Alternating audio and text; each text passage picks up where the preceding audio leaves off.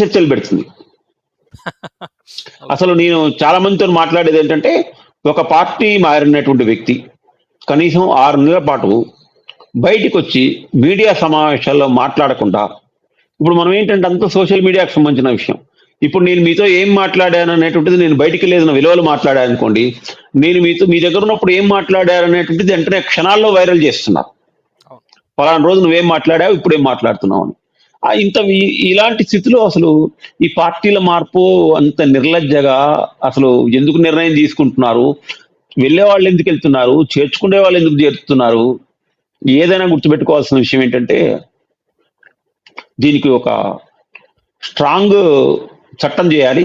అది నరేంద్ర మోడీ వల్లే సాధ్యం. బట్ ఈ విషయంలో ఆయన వైఖరి కూడా మనం ప్రశంసించే స్థాయిలో అయితే లేదు. అవును. వాళ్ళు కూడా అవకాశం ఉన్న చోట వాళ్ళు ఇలాంటి అనేక రకాల